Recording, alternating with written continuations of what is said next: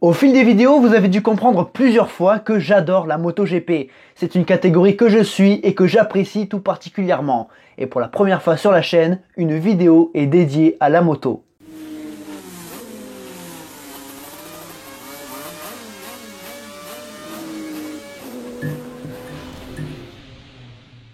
C'est sûr qu'à se concentrer tout le temps sur le même sujet, en l'occurrence le sport automobile, on se crée une communauté en lien avec le sujet. Après, le circuit, ce n'est pas uniquement du sport automobile. Le MotoGP et d'autres catégories moto roulent sur circuit, je ne vous apprends rien. Mais rassurez-vous, on restera majoritairement concentré sur le sport auto. Puis si vous aimez le MotoGP, il y a plein de chaînes qui en parlent brillamment. Par exemple, Ken Piche. T'inquiète pas Dorian, je fais juste une petite vidéo sur Johann Zarco. Johann Zarco qui est mon pilote actuel favori en MotoGP, qui m'a fait rêver de plusieurs manières. Son sens de l'attaque, son style de pilotage, ses backflips, bref. Il y a de quoi trouver son bonheur. Aujourd'hui, nous allons donc retracer la carrière et la vie de Johann Zarco. C'est parti.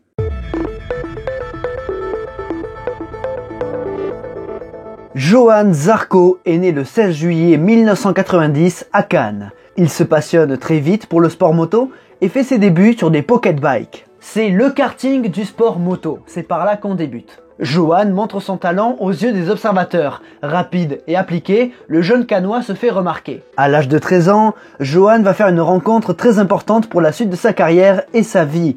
Il fait la rencontre de Laurent Felon qui va le prendre sous son aile. Et ça va même plus loin. Johann quitte sa famille et s'installe avec son mentor. Il dort sur le canapé, loin de chez lui, mais si ces deux hommes font ces sacrifices, c'est pour leur passion, c'est pour la moto. Dans le championnat italien et européen de pocket bike, Johann s'illustre et en 2005, il termine vice-champion d'Europe en catégorie junior et l'année suivante en catégorie senior. L'avenir s'annonce plutôt bon pour Zarco. En 2007, Johann passe un cap. Il rejoint le nouveau championnat moto sur circuit, la Red Bull Rookies Cup, censé révéler les futurs talents. Dans sa promotion, le jeune Cannois affronte des pilotes comme Luis Salom ou Lorenzo Salvadori. Le Français grimpe sur le podium dès sa première course et remporte la deuxième. Et lors de sa victoire, Johann va se créer une image de marque en célébrant son succès par un backflip. Mis à part Assen, le Français termine chaque course sur le podium. Sa régularité lui offre le titre avant la fin du championnat. Et c'est une très bonne chose pour la suite.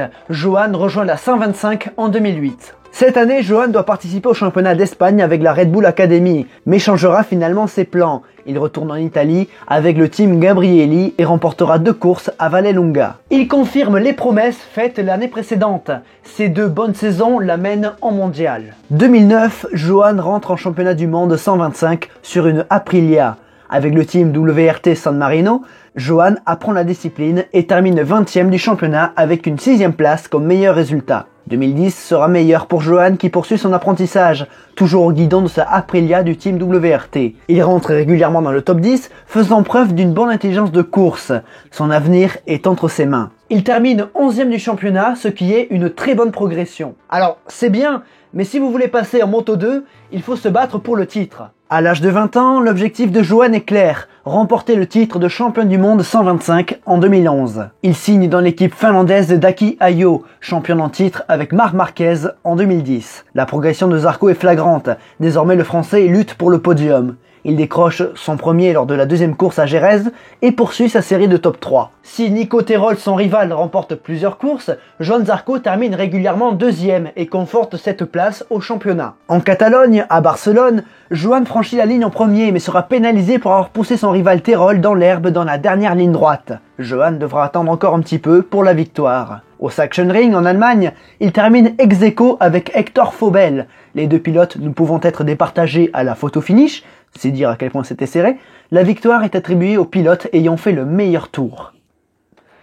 Toujours pas. Mais la victoire viendra en fin d'année. À Motegi, le Français lève les bras sur sa première victoire en mondial, célébrant comme à son habitude son triomphe par un backflip. Johann peut encore espérer remporter le titre mondial lors de la dernière manche à Valence, mais un abandon le condamne à la place de vice-champion du monde. Malgré tout, c'est une année très prometteuse et Johann grimpe en Moto 2 l'année suivante. La Moto 2, c'est une catégorie très difficile, un plateau très relevé avec beaucoup de pilotes. Sur une Moto B avec Japan Italy Racing, Johann Zarco se débrouille bien. Régulièrement dans le top 10, Il termine 10e du championnat avec une 4e place à Estoril en guise de meilleur résultat. Rookie de l'année, c'est une très bonne saison. Pour sa deuxième année, Johan change d'équipe. Il passe chez Camé avec une Suter. À l'époque, Suter c'est la meilleure machine, mais à partir de 2013, ils se font peu à peu remonter par un autre constructeur, Kalex. La moto convient à Johan qui lutte régulièrement pour le top 5. Au Mugello, il décroche son premier podium dans la catégorie et récidive à Valence pour la dernière course de l'année. Et vous savez quoi? J'y étais. Ouais mais on s'en fout. En 2014, nouvelle machine et nouvelle équipe. Tenez-vous bien, AirAsia avec une Caterham. Et oui, Caterham, AirAsia et Tony Fernandez, ce n'est pas qu'en Formule 1. Johan progresse encore mais pas suffisamment pour s'immiscer dans la lutte pour le titre. Après un début de saison délicat, il décroche un podium à Barcelone. En fin d'année, les résultats sont meilleurs. Il termine 6e du championnat. Mais s'il veut un jour monter dans la catégorie reine, il lui faut le titre. À l'âge de 24 ans, le temps file et Johan le sait. Durant l'intersaison 2014-2015, le Français va beaucoup travailler et va changer son attitude. Plus confiant, plus conquérant. Il rejoint à nouveau la structure d'Aki Ayo, cette fois sur Kalex. La saison 2015 démarre très bien pour Johan qui entrevoit la victoire dès la première course. Mais son sélecteur de vitesse lui fait défaut à 4 tours du but. Manquant de peu de se satelliser dans le mur des stands, Johan termine 8e. Et son attitude après la course vis-à-vis de son équipe et des médias sera très positive, malgré la défaite. Donc c'est bénéfique, ça lui donne une très bonne image dans l'équipe et il va pouvoir progresser encore plus. En Argentine, il décroche enfin son premier succès en Moto 2. Tout au long de la saison, il se montre le plus fort, avec plusieurs pole positions, podiums et victoires. Des courses intelligentes et une gestion de championnat exemplaire. À 4 courses du but, là où il a remporté sa première victoire en mondial, Johan Zarco devient champion du monde Moto 2. Une année exemplaire qui le place parmi les prétendants à un guidon MotoGP l'année suivante. Mais Zarco et Felon ne sont pas totalement convaincus par les propositions qu'ils viennent d'avoir, alors ils vont prendre un risque, celui de redoubler la catégorie Moto 2. Cela peut être un joli tremplin, mais l'erreur est interdite. Toujours avec Ayo en 2016, Johan se lance à la conquête d'un nouveau titre mondial. Malgré quelques coups de mou durant l'année, Johan confirme et à l'image de 2015, construit intelligemment son succès. Certaines courses se jouent à couteau tiré, comme en Italie face à Baldassari, 30 millièmes d'écart à l'arrivée. Mais globalement, Johan s'est montré solide et remporte un Grand Prix avant la fin, un deuxième titre mondial avec la victoire qui va avec. Pour célébrer son deuxième sacre, lui et son clone, interprété par son grand frère, offrent au public un backflip doublé. Durant l'année 2016, Johan est entré en contact avec Hervé Poncharal, le patron de Tech 3. L'écurie française du MotoGP signe donc un contrat avec le pilote français. Il aura même eu des contacts avec Suzuki, il aura d'ailleurs fait des tests à Motegi avec Suzuki, mais l'écurie japonaise préférera choisir Alex Rins. Ainsi, Johan dispute à Valence sa dernière course Moto 2 avant de passer dans la catégorie reine. Il remporte la dernière épreuve de la saison qui est à ce jour sa dernière victoire en mondial. Place à la MotoGP. La première course de Johan en catégorie reine est folle. Il prend immédiatement la tête de la course et mène 6 tours durant, avant de chuter au deuxième virage. C'est l'apprentissage.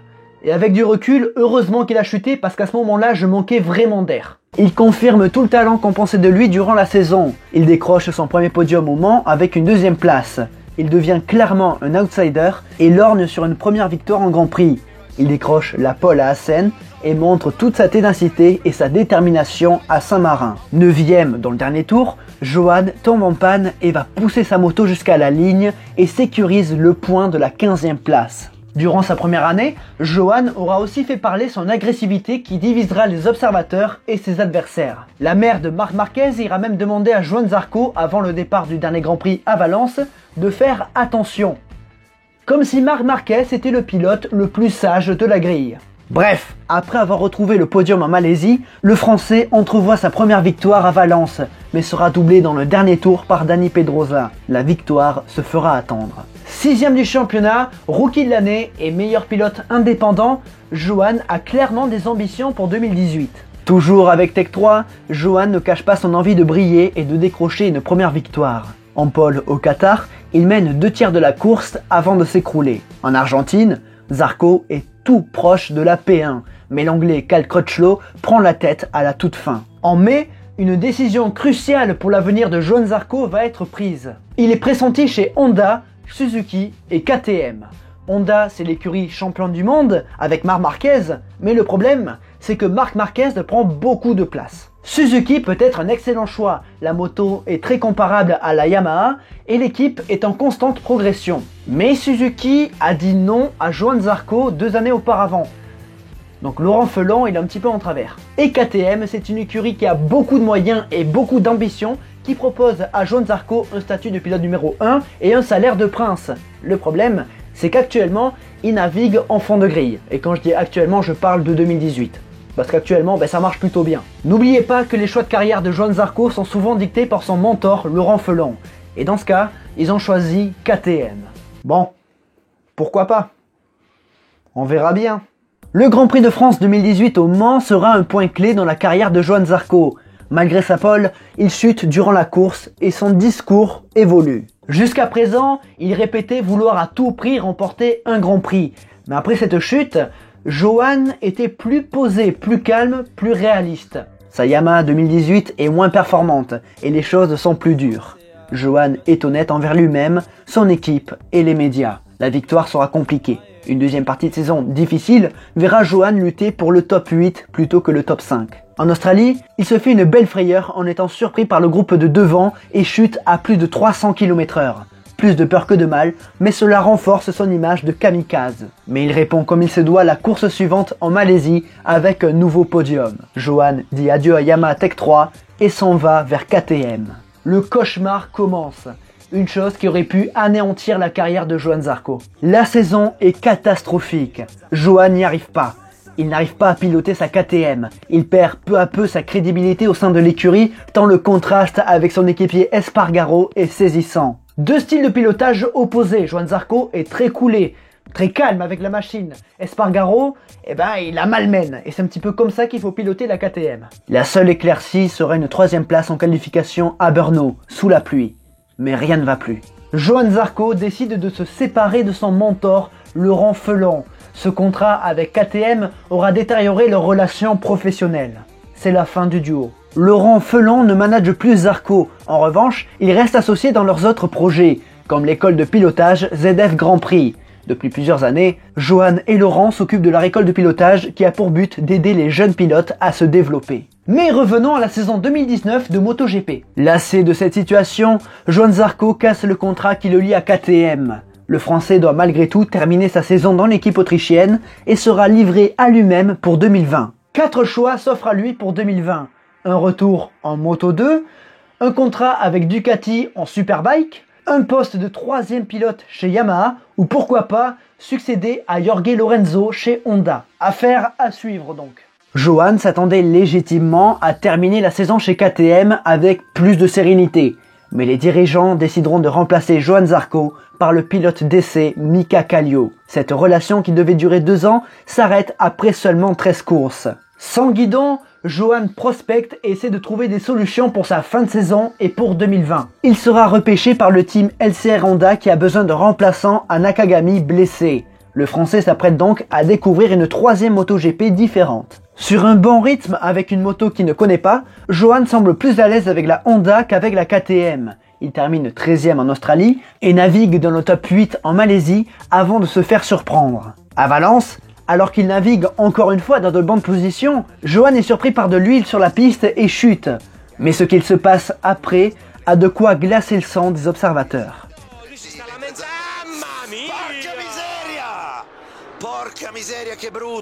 Il a été extrêmement chanceux sur ce coup-là, quelques centimètres plus haut et c'était fini.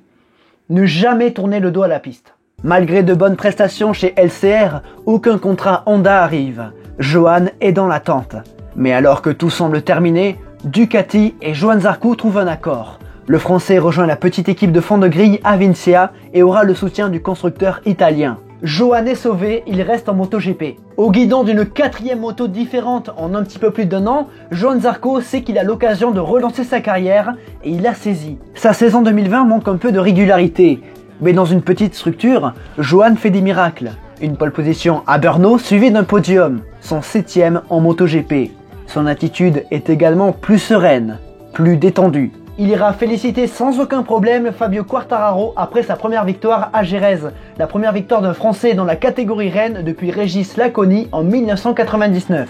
Mais ce changement d'attitude n'a pas convaincu tout le monde. Sa réputation de chien fou refait surface après son accrochage en Autriche avec Morbidelli. Si tout le monde s'en sort indemne, les conséquences auraient pu être bien plus dramatiques. Le clan italien, mené en partie par Rossi, tombera sur Johann Zarco qui, objectivement, n'est pas plus responsable que ça dans cet accident. Les tensions redescendues et les esprits apaisés, Rossi et d'autres personnes ayant critiqué vivement Johann Zarco iront s'excuser. En fin d'année, beaucoup féliciteront Johann Zarco pour son comeback sportif. Il est même pressenti pour un guidon dans l'écurie officielle Ducati, mais sera finalement promu chez Pramac pour 2021. Écurie indépendante de Ducati qui lui offre quasiment autant d'avantages que l'écurie mère. Johann est de retour dans une équipe qui joue régulièrement le podium, 1 an et demi après s'être retrouvé au chômage. C'est une chose qui caractérise plutôt bien Johann Zarco. C'est un pilote, c'est un homme qui ne lâche rien. Mesdames et messieurs, nous arrivons au bout de cette vidéo dédiée à ce monsieur. J'espère que ça vous aura plu. On change complètement de cadre et malgré tout, on passe du sport auto à du sport moto. Voilà, j'espère que la transition aura été plutôt bien. On a gardé les mêmes codes, mais pour un autre sport. Donc voilà, j'espère que ça aurait été bien. Après, les deux sont des sports mécaniques, donc on reste quand même sur la même branche. Il y a des liens entre les deux. N'oubliez pas que la MotoGP observe beaucoup la Formule 1 et vice versa. Je pense même que la Formule 1 a plus à s'inspirer de la MotoGP que l'inverse. Mais ça, c'est un autre débat, on en parlera peut-être. Bref, sur le côté gauche de l'écran, les logos des réseaux sociaux, Instagram, Facebook, Discord, Utip. N'oubliez pas, il y a la chaîne secondaire aussi, La Piste, qui vous attend. Il y a quelques petites vidéos comme ça, il y en a d'autres qui vont sortir. Il n'y a pas de concept, c'est vraiment freelance quoi. C'est un petit peu comme on a envie, donc j'espère que ça vous plaira. Ceux qui ont fait des dons sur Utip ou qui ont acheté des produits sur le shop, le circuit, vos noms s'affichent en bas de l'écran. Merci à vous. N'oubliez pas le commentaire, l'abonnement, le partage, la cloche et le pouce bleu. Mais surtout, n'oubliez jamais, le plus important, c'est de continuer d'aimer le sport auto. Continuez d'aimer le sport auto, mais je suis con, le sport moto. Sport mécanique. Quel con. Continuez d'aimer Johann Zarco. À la prochaine. Salut les fans. Comme quoi, les habitudes sont tenaces. Continuez d'aimer les sports mécaniques. Imagine, mais s'il faut, je vais devoir changer parce que j'ai pas de MotoGP maintenant. Ouais, on verra. Allez mon gars, cette année, il va faire des podiums je pense cette année. La Pramac est une bonne machine, on a vu ce qu'a fait Miller et même Bagnaia l'année dernière. Donc je rêve de revoir un backflip. C'est à cause de lui que je fais des backflips. Cette truffe là. Des bises. Des bises, ouais, des bises. Allez, je sais même plus parler.